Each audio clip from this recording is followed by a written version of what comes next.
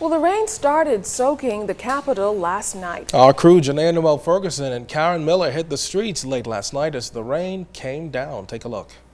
Nearly 5 hours of rainfall plummeted the island of New Providence. Residents in various pockets of the island, especially in the eastern areas, experienced massive flooding that trapped them in their homes, stalled out their vehicles, and washed away many of their possessions. Shortly after 10 p.m. last evening, our ZNS News team took to the streets where surprisingly many people were still on the streets, but many of their routes were cut short as the copious amounts of water rose above tire level and for many of them up to their car windows. In the downtown Bay Street area, many of the stores experienced flooding. We stopped at Cabinet Office expecting to speak with NEMA officials, but their offices were closed. Over at the Commonwealth Bank on Bay Street, we watched the water level continue to rise on the inside of the building. And further east, many persons were seen walking the roads, shoes in hand, with water reaching them above the knees. There was also flooding in the Fox Hill Road and Prince Charles area, where many persons were seen waiting by nearby gas stations to see if the water would subside, but after hours it did not. In the Winton area, it was hard to tell if we were on a beach or what used to be a roadway. In front of the Seagrapes shopping plaza, dozens of cars were stalled out with persons helplessly waiting for some kind of assistance. Many persons we spoke to said the change in weather conditions took them all by surprise, and driving further east, it soon became impassable as dozens of cars simply floated by. Some persons were in those vehicles calling out for help.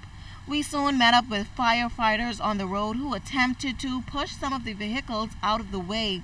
They told us that there was not much they can do as the rising water levels made it near impossible to assist residents. On many occasions, our news team was fearful that we would also stall out, and we also witnessed a few traffic accidents on the road where it appeared that many persons were simply trying to get out of the way of the water.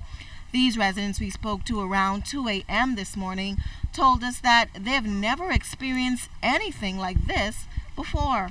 9:30 we started to take water inside of the house, and you're inside of the house, it's like 4 feet of water through the house. I have a swimming pool that is underground, it's all underwater. There's like probably 4 houses in my area that is totally underwater. We got up around 11 o'clock because just to check. 10:59, 10:41. The water meet me to my ankle in the bedroom. When we got out in the front, the water was pouring into the front door and the back door. The water is in every room in this house. Every room. The water is the crown molding from the floor. All the furniture's messed up.